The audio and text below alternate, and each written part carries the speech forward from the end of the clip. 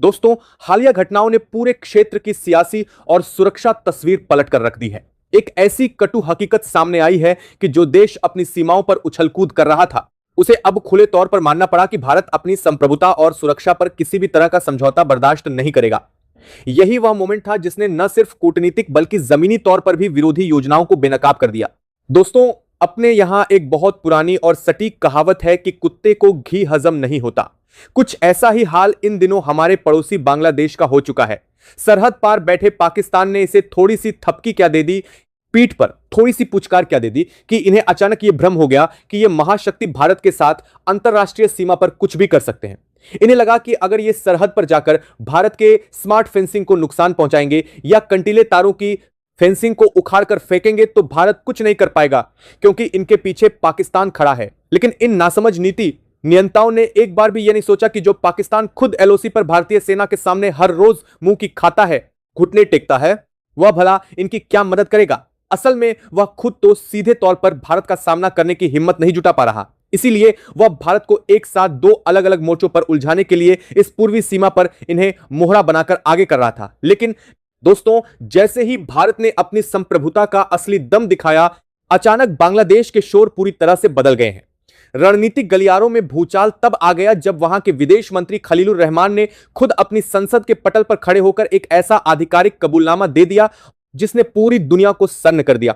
उन्होंने बाकायदा पूरी दुनिया के सामने यह स्वीकार किया कि हमारे लोगों ने पाकिस्तान के उकसावे में आकर भारत के साथ सीमा पर कंटीले तारों को तोड़ने और सुरक्षा ग्रिड को नुकसान पहुंचाने जैसी ऐतिहासिक भूल को अंजाम दिया। संसद के भीतर सीधे तौर पर स्वीकार करते हुए उन्होंने कहा कि हमसे बहुत बड़ी रणनीतिक भूल हो गई है और हम भरोसा दिलाते हैं कि आगे से ऐसी हिमाकत दोबारा कभी नहीं होगी। लेकिन दोस्तों, सस्पेंस सिर्फ यही खत्म नहीं होता। विदेश मंत्री के इस बयान के ठीक बाद पूरे बांग्लादेश के भीतर एक अभूतपूर्व आंतरिक विरोध प्रदर्शन होने लगे हैं। वहां के कट्टरपंथी और उपद्रवी तत्वों ने ढाका की सड़कों पर उतरकर भारत के गृह मंत्री अमित शाह का पुतला फूंकना शुरू कर दिया है। प्रधानमंत्री नरेंद्र मोदी के खिलाफ अत्यंत आक्रामक नारेबाजी की जा रही है। एक तरफ जहां वहां की सर्वोच्च संसद में भारत की शक्ति के सामने माफी मांगी जा रही है, तो वहीं दूसरी तरफ सड़कों पर भारत के शीर्ष नेतृत्व के खिलाफ गहरा आक्रोश व्यक्त किया जा रहा है। दिल्ली के नॉर्थ ब्लॉक में जैसे ही पुतले फूंके जाने और भारतीय संप्रभुता का अपमान करने की यह खबर पहुंची, गृह मंत्री अमित शाह ने बिना एक सेकंड की देरी किए एक ऐसा फौलादी और अचूक आदेश जारी कर दिया कि सरहद से सटे सीमा पार के गांव रातों रात खाली होने लगे। विरोधी नेटवर्क में इतनी दहशत फैल गई है कि लोग अपनी सीमाएं छोड़कर पीछे भाग रहे हैं। इतना ही नहीं, इस पूरे घटनाक्रम के बीच स्वयं प्रधानमंत्री नरेंद्र मोदी ने यानी 20 जून को सीमावर्ती इलाकों का दौरा करते हुए एक ऐसा कड़क और ऐतिहासिक बयान दे दिया है जिसने बांग्लादेश की राजधानी ढाका के पूरे राजनीतिक और सैन्य कमांड सेंटर में पूरी तरह हड़कंप मचा दिया है। आखिरकार प्रधानमंत्री मोदी ने 20 जून को ऐसा कौन सा बयान दिया जिससे विरोधी खेमा काम उठा है? गृह मंत्री अमित शाह के उस गुप्त आदेश के भीतर ऐसा क्या है जिसने रातों रात सीमा पार के गांवों को खाली करवा दिया और पाकिस्तान के इस नापाक दोहरे मोर्चे के चक्रव्यूह को भारत ने कैसे नेस्तनाबूद किया जानेंगे? सब कुछ आज के बेहद प्रामाणिक और विस्तृत रणनीतिक विश्लेषण में। दोस्तों, ढाका की संसद में विदेश मंत्री खलीलुर रहमान के उस बयान ने अंतरराष्ट्रीय कूटनीति की मेज पर बैठे बड़े बड़े विशेषज्ञों को हक्का बक्का कर दिया। संसद के बंद कमरे से लेकर सार्वजनिक पटल तक हर कोई सन्न था जब उन्होंने खुले तौर पर यह माना कि भारत की सीमा पर जो तोड़फोड़ की घटनाएं हाल के दिनों में लगातार बढ़ रही थीं, उनके पीछे सीधे तौर पर इस्लामाबाद में बैठे रणनीतिक आकाओं का हाथ था। दरअसल यह कोई स्थानीय विवाद या अनजाने में हुई गलती नहीं थी, बल्कि यह भारत को पूर्वी मोर्चे पर इस कदर उलझा देने की सोची समझी अंतरराष्ट्रीय साजिश थी ताकि भारत का ध्यान अपनी पश्चिमी सीमाओं से थोड़ा भटक जाए। खुफिया रिपोर्टों के अनुसार पाकिस्तान की खुफिया एजेंसी ने सीमा पार के कुछ कट्टरपंथी गुटों और स्थानीय तस्करों को भारी फंडिंग और लॉजिस्टिक मुहैया कराए गए थे। उन्हें स्पष्ट निर्देश दिए गए थे कि भारत द्वारा अंतरराष्ट्रीय सीमाओं को पूरी तरह सील करने के लिए जो आधुनिक फेंसिंग और बुनियादी ढांचे का निर्माण किया जा रहा है, उसे हर हाल में ठप करना है। उन्हें लगता था कि यदि भारत ने इस पूरे कॉरिडोर को एक बार अभेद्य बना दिया तो भविष्य में भारत के खिलाफ किसी भी तरह के छद्म एजेंडे को ऑपरेट करना पूरी तरह नामुमकिन हो जाएगा। इसी उकसावे में आकर वहां के कुछ तत्वों ने भारतीय सीमाओं पर लगी बाढ़ को निशाना बनाना शुरू किया। लेकिन वे यह भूल गए कि आज का भारत अपनी राष्ट्रीय सुरक्षा और संप्रभुता के मामलों में जरा सी भी ढिलाई बर्दाश्त नहीं करता।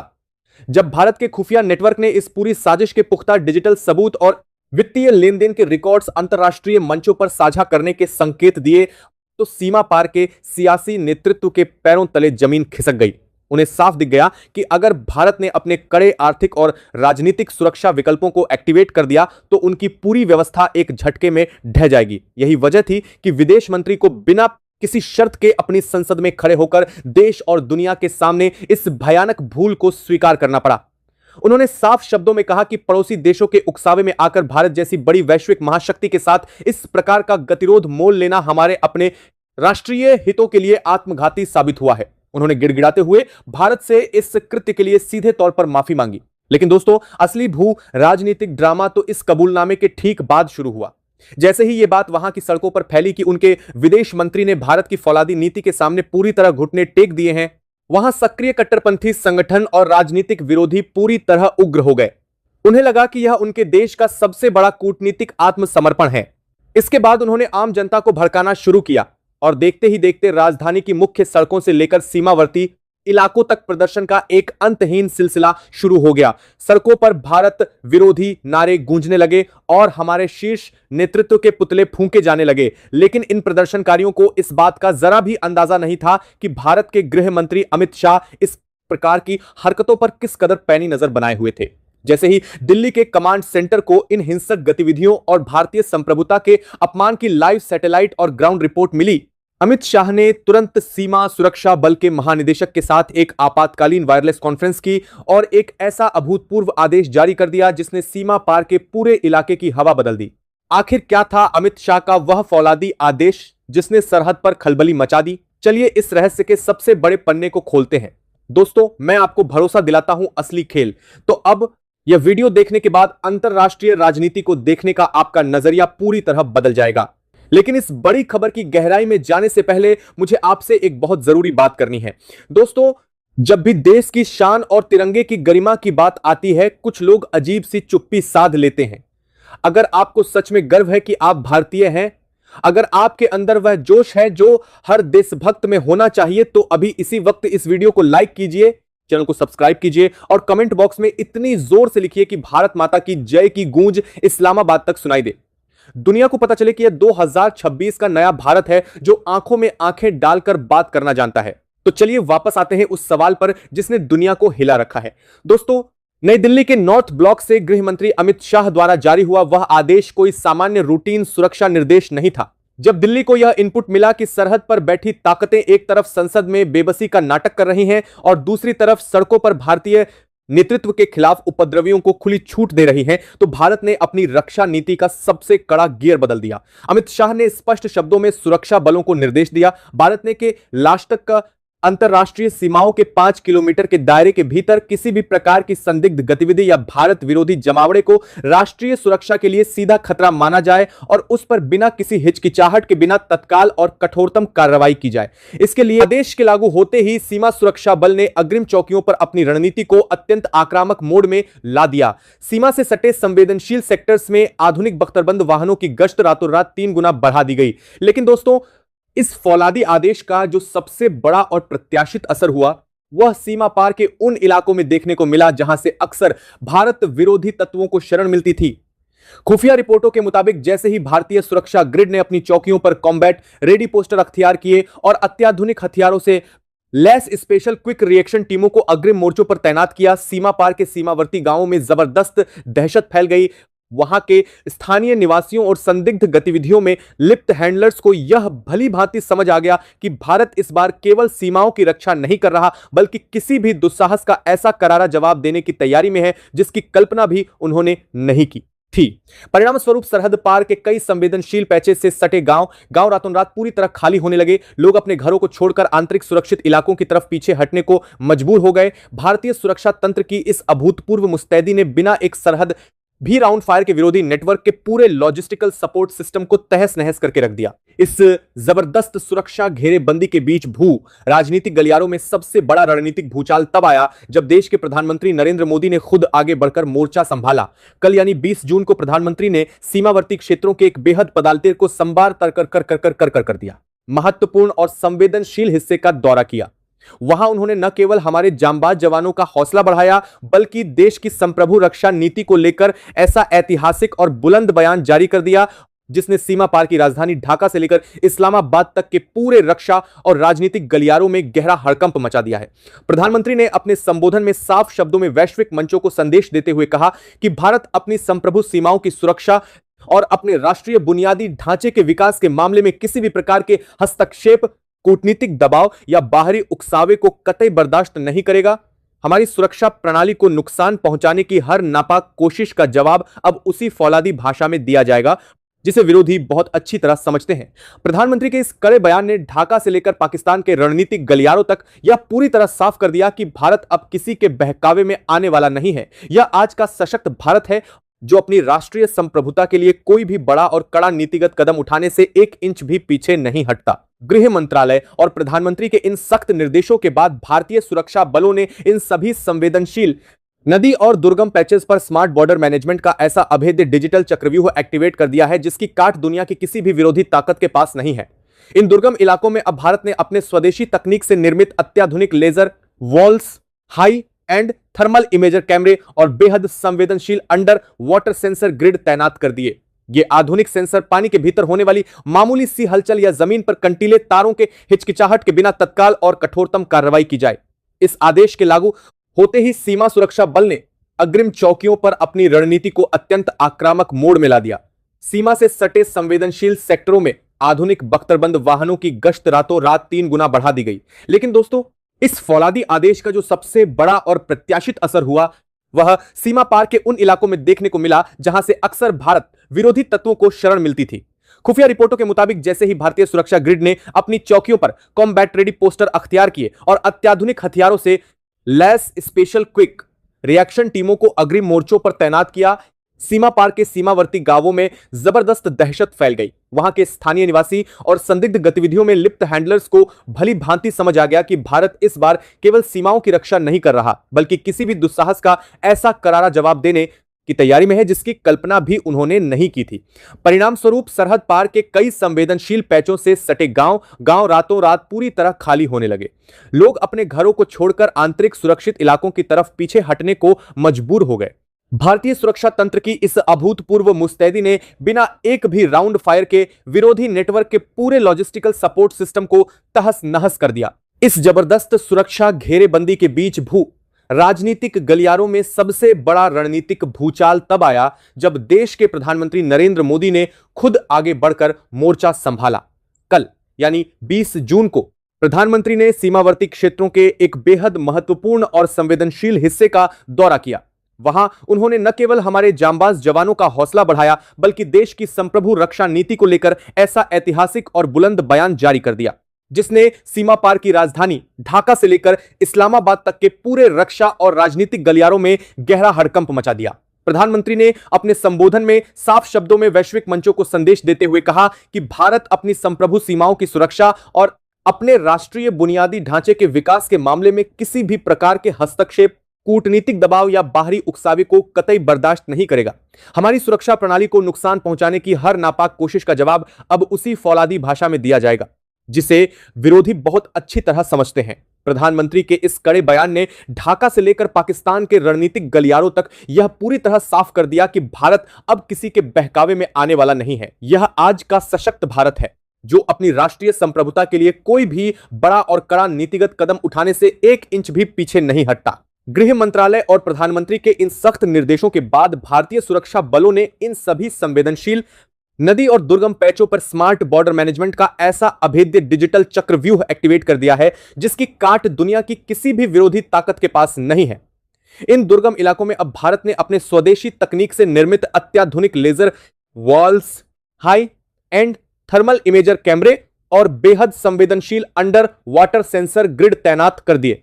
ये आधुनिक सेंसर पानी के भीतर होने वाली मामूली सी हलचल या जमीन पर कंटीले तारों के पास आने वाले किसी भी अज्ञात तत्व को 1 सेकंड के 100वें हिस्से के भीतर डिटेक्ट कर लेते हैं।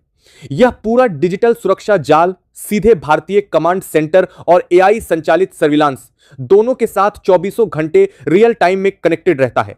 जैसे ही कोई उपद्रवी या संदिग्ध तत्व भारत की इस संप्रभु सीमा सुरक्षा बांध के करीब आकर किसी भी प्रकार की छेड़छाड़ करने की कोशिश करता है, बिना किसी इंसानी आवाज के सीधे हमारे क्विक रिएक्शन कप्तानों के पास लाइव वीडियो और सटीक लोकेशन अलर्ट पहुंच जाता है। इसके बाद हमारे जांबाज जवान पलक झपकते ही उस पूरे इलाके की ऐसी घेरेबंदी कर देते हैं कि विरोधी तत्वों को अपनी जान बचाने के लिए भागने का रास्ता तक नसीब नहीं होता। यह आधुनिक और आत्मनिर्भर भारत का नया चेहरा है, जहां राष्ट्रीय संप्रभुता और देश की सुरक्षा के फैसलों को किसी राजनीतिक ढुलमुल नीति या बाहरी कूटनीतिक दबाव के तहत कमजोर नहीं होने दिया जाता। दिल्ली के नॉर्थ ब्लॉक से जारी इस फौलादी फैसले और हमारी सीमाओं पर तैनात वीर जवानों की अटूट मुस्तैदी ने सीमा पार के पूरे नीतिगत और सैन्य कमांड स्ट्रक्चर को यह कड़ा संदेश दे दिया है कि यदि किसी भी दुस्साहसी ताकत ने हमारे जांबाज जवानों के फौलादी इरादों को चुनौती देने की हिमाकत की, तो उसका अंजाम उस पूरे विरोधी नेटवर्क के कूटनीतिक और आर्थिक अस्तित्व के लिए अत्यंत विनाशकारी साबित होगा।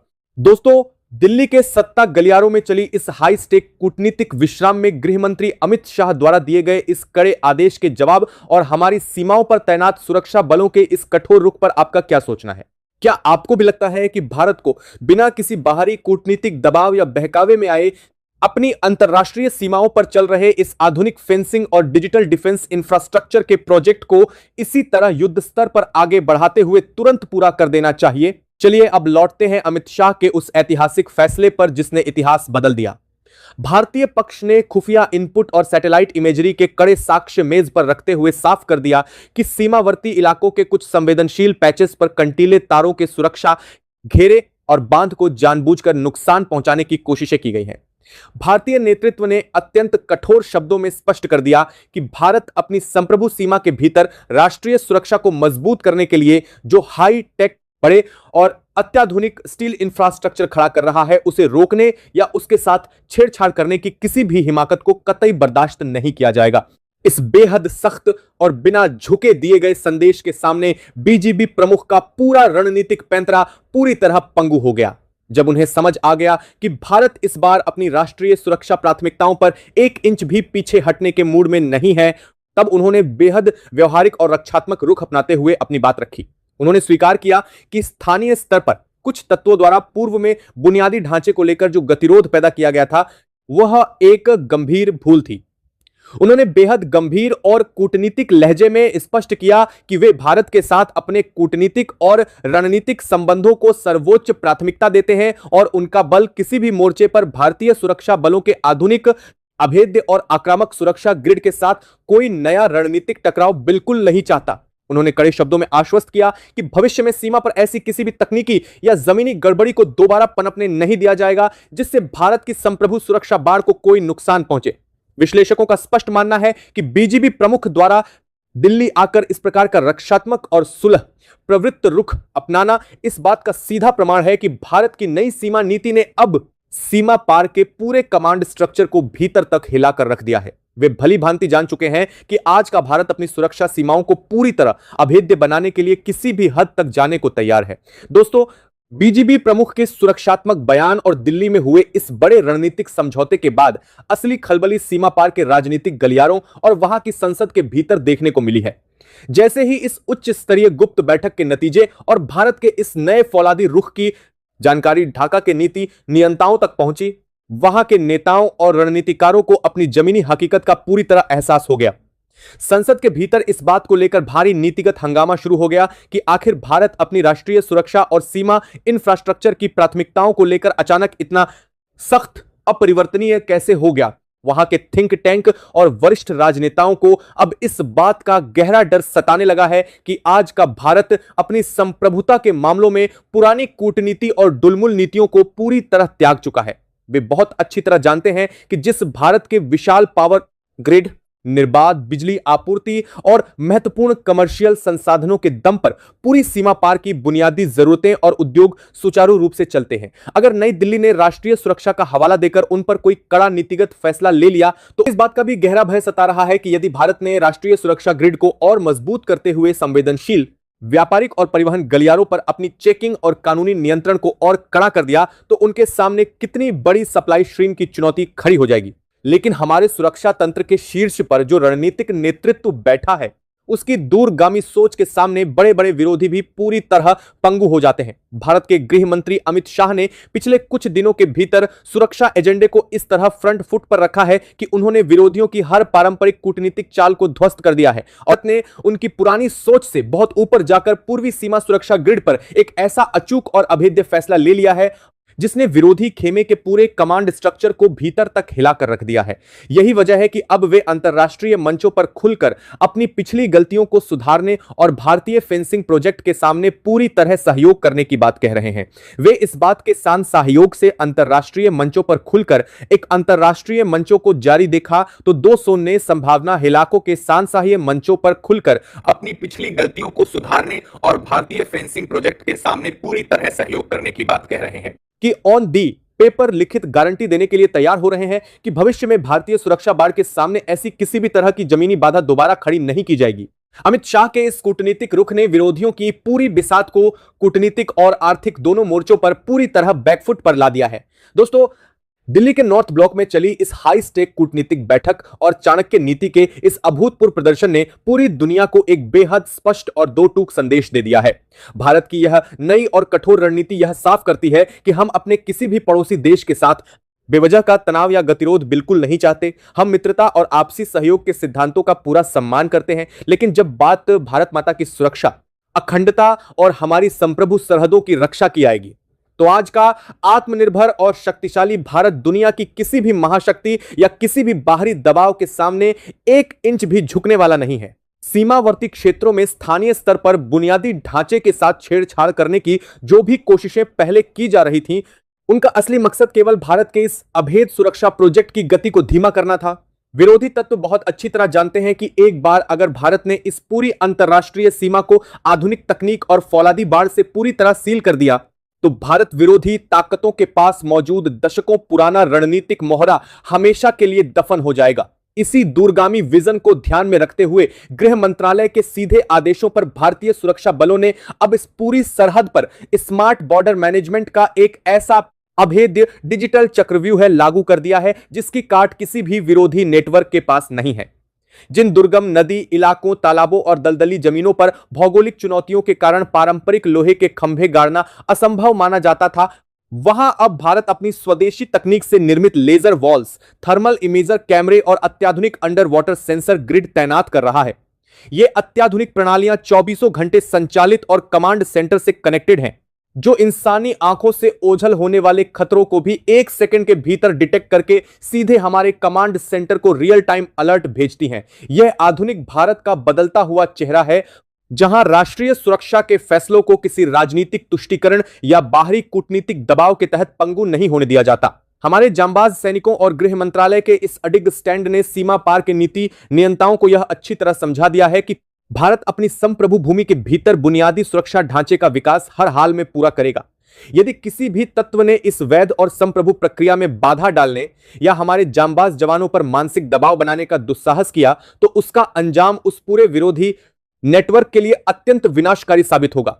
सरहद पर तैनात हमारी बीएसएफ का यही फौलादी हौसला और अडिग राष्ट्रभक्ति आज देश के हर एक नागरिक के भीतर एक अटूट विश्वास और गर्व की भावना पैदा करती है। तो दोस्तों, दिल्ली के नॉर्थ ब्लॉक में हुई इस बेहद महत्वपूर्ण बैठक में गृह मंत्री अमित शाह द्वारा दिए गए इस कड़े जवाब और हमारी सीमा सुरक्षा बल के इस अडिग रुख पर आपका क्या सोचना है?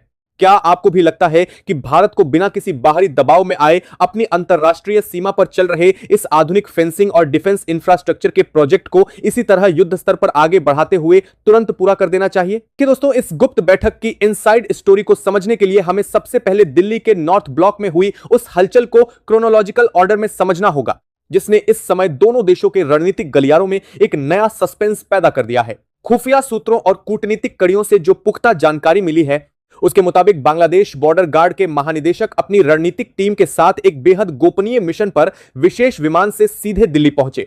आमतौर पर इस स्तर की सीमा वार्ता दोनों देशों के महानिदेशकों यानी डीजी लेवल के अधिकारियों के बीच ही सिमट कर रह जाती है, लेकिन इस बार का समीकरण बिल्कुल अलग और असाधारण था। बीजीपी प्रमुख ने सीधे भारत के गृह मंत्री अमित शाह से आमने सामने की मुलाकात का समय मांगा, जो यह साफ संकेत देता है कि सरहद पर भारतीय सुरक्षा बलों की फौलादी घेराबंदी से ढाका का कमांड सेंटर इस समय कितने भारी रणनीतिक दबाव में है।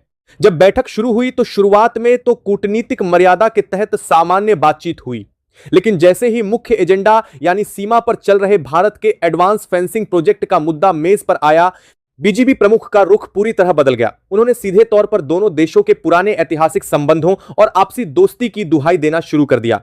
इसी चर्चा के दौरान जब भारतीय पक्ष ने साफ कर दिया कि भारत अपनी राष्ट्रीय सुरक्षा और संप्रभुता से जुड़े फेंसिंग प्रोजेक्ट पर 1 इंच भी पीछे नहीं हटने वाला है, तब बांग्लादेशी प्रतिनिधिमंडल ने एक बेहद सोची समझी कूटनीतिक चाल के तहत भावनात्मक कार्ड खेल दिया। तब बांग्ला प्रमुख ने बेहद विनम्र और लाचार लहजे में बात को मोड़ते हुए कहा कि भारत एक बहुत बड़ी आर्थिक और सैन्य महाशक्ति है, जबकि हम संसाधनों के लिहाज से बहुत ही सीमित और गरीब देश हैं। हमारी सेना या हमारे संसाधन किसी भी मोर्चे पर भारतीय सुरक्षा बलों के आधुनिक और आक्रामक सुरक्षा ग्रिड का सामना नहीं कर सकते। सरहद के कुछ हिस्सों में आधुनिक तारबंदी होने और भारतीय चौकियों के निरंतर विस्तार से हमारे स्थानीय इलाकों पर एक बहुत बड़ा मनोवैज्ञानिक और रणनीतिक दबाव बन रहा है। हमारी जमीनी संप्रभुता का हवाला देते हुए आप इस फौलादी शिकंजे को थोड़ा कम कर लीजिए। हमारी सीमाओं के करीब से सेना का यह सख्त रुख हटा लीजिए, हमारी जमीनें वापस कर दीजिए। सैन्य विश्लेषकों का मानना है कि बीजीपी प्रमुख द्वारा बंद कमरे में गरीब देश होने की यह बात कहना दरअसल एक सोची समझी अंतर्राष्ट्रीय कूटनीतिक चाल का हिस्सा है। वे बहुत अच्छी तरह जानते हैं कि भारत को सैन्य मोर्चे पर सीधे चुनौती देना उनके बस की बात नहीं है, इसलिए वे अंतर्राष्ट्रीय मंचों पर भारत को एक आक्रामक बड़े भाई के रूप में प्रोजेक्ट करने के लिए इस भावनात्मक नैरेटिव का सहारा ले रहे थे। वे चाह रहे थे कि इस लाचारी भरे तर्क को सुनकर भारत कूटनीतिक लिहाज से थोड़ा नरम पड़ जाए और अपनी पूर्वी सीमा पर बन रहे इस अभेद्य सुरक्षा कवच को बीच में ही रोक दे, ताकि पर्दे के पीछे से काम करने वाले अवैध सिंडिकेट्स को दोबारा पनपने का मौका मिल सके। दोस्तों, जरा ठंडे दिमाग से एक बात सोचिए। हमारे ये जांबाज जवान सरहद पर उस दलदल कड़कड़ाती धूप और ठंड में अपनी जान हथेली पर रखकर केवल इसलिए खड़े हैं ताकि देश के भीतर बैठकर हम और आप पूरी सुरक्षित नींद सो सकें, और दूसरी तरफ दुश्मन ऐसी कूटनीति का प्रपंच रच रहे हैं कि हमारे जवानों के हाथ बांध दिए जाएं। क्या हमारे इन हीरोज के फौलादी जज्बे और उनके इस कड़े स्टैंड के लिए वीडियो पर एक लाइक नहीं बनता? मैं चाहता हूं कि इस वीडियो को देखने वाला हर एक सच्चा हिंदुस्तानी जिसके दिल में अपने देश और जवानों के लिए जरा सा भी सम्मान है, वो अभी के अभी इस वीडियो को एक लाइक जरूर करे। नीचे कमेंट बॉक्स में अपने जवानों के हौसले के लिए बीएसएफ जिंदाबाद लिखना बिल्कुल मत भूलिएगा। देखते हैं आज कितने सच्चे देशभक्त यहां अपनी हाजिरी लगाते हैं। और हां, अगर आप भी देश की सुरक्षा और जियोपॉलिटिक्स की ऐसी ही हर एक इनसाइड स्टोरी सबसे पहले पाना चाहते हैं तो बिना देर किए इस चैनल को तुरंत सब्सक्राइब करके बेल आइकन को ऑल पर सेट कर लीजिए। चलिए अब लौटते हैं अमित शाह के उस ऐतिहासिक जवाब पर जिसने विरोधियों के होश उड़ा दिए। दोस्तों, बांग्लादेशी प्रतिनिधिमंडल ने बंद कमरे के भीतर लाचारी और भावुकता का जो जाल बुनने की कोशिश की थी, उन्हें लगा था कि भारत इस पर थोड़ा कूटनीतिक संयम बरतेगा और कंटीले तारों के इस हाईटेक प्रोजेक्ट को कुछ समय के लिए ठंडे बस्ते में डाल देगा। लेकिन जैसा कि मैंने हुक में कहा था, दिल्ली के सुरक्षा गलियारों में गृह मंत्री अमित शाह को ऐसे ही आधुनिक युग का चाणक्य नहीं माना जाता। वे दुश्मनों के कूटनीतिक चक्रव्यूह को उसी की भाषा में ध्वस्त करने की कला में पूरी तरह माहिर हैं। बीजीपी प्रमुख मेजर जनरल मोहम्मद अशरफुज्जमान सिद्दीकी के उस पूरे लाचारी भरे बयान को अमित शाह ने बेहद शांति और गंभीरता से पूरा सुना, और फिर जब उन्होंने अपना रणनीतिक रुख सामने रखा तो उस जवाब ने सामने बैठे अधिकारियों के होश उड़ा दिए। अमित शाह ने बिना किसी हिचकिचाहट के सीधे अंतर्राष्ट्रीय कानूनी दस्तावेजों और दोनों देशों के बीच हुए ऐतिहासिक भूमि सीमा समझौते के आधिकारिक नक्शों को मेज पर रख दिया। उन्होंने बेहद शांत लेकिन फौलादी लहजे में बीजीपी प्रमुख से साफ कह दिया कि भारत आज भी अपनी सदियों पुरानी कूटनीतिक मर्यादा और पड़ोसियों के साथ मित्रता के सिद्धांत पर पूरी तरह अडिग है। भारत ने न तो कभी अंतर्राष्ट्रीय नियमों का उल्लंघन करके सीमा पार किसी दूसरे देश की 1 इंच जमीन पर कब्जा करने की कोशिश की है, और न ही भारतीय सुरक्षा बल अपनी वैध सीमा रेखा से एक कदम भी आगे गए हैं। हमारी बीएसएफ आज जहां खड़ी है, जहां फेंसिंग के कंटीले तारों के खंभे गाड़े जा रहे हैं, वह अंतर्राष्ट्रीय संधियों के तहत पूरी तरह भारत की संप्रभु भूमि है। इसलिए जमीन वापस मांगने या सेना को पीछे हटाने का तो कोई कानूनी सवाल ही पैदा नहीं होता। इसके बाद अमित शाह ने आधुनिक चाणक्य की नीति का सबसे अचूक पासा फेंकते हुए बांग्लादेशी सुरक्षा प्रमुख के सामने राष्ट्रीय सुरक्षा को लेकर एक ऐसी अभेद्य और अंतिम शर्त रख दी जिसने पूरे बांग्लादेशी थिंक टैंक को गहरे असमंजस में डाल दिया है। भारत के गृह मंत्री ने 2 टूक शब्दों में शर्त रखते हुए कहा कि अगर आप वाकई सीमा पर शांति चाहते हैं और यह मानते हैं कि भारत के इस फेंसिंग ग्रिड से आपके स्थान अपनी बहुमूल्य जोश और राष्ट्रीय गौरव से भरी राय नीचे कमेंट बॉक्स में पूरे गर्व के साथ जरूर दर्ज करें। अगर आप भी हमारे इन वीर जवानों के सर्वोच्च समर्पण, उनके अथक संघर्ष और भारत माता की अखंड संप्रभुता का पूरे दिल से समर्थन करते हैं तो कमेंट बॉक्स में जय हिंद और वंदे मातरम लिखना बिल्कुल मत भूलिएगा। देखते हैं आज कितने देशवासी हमारे इन हीरोज के स्टैंड के साथ मजबूती से खड़े हैं।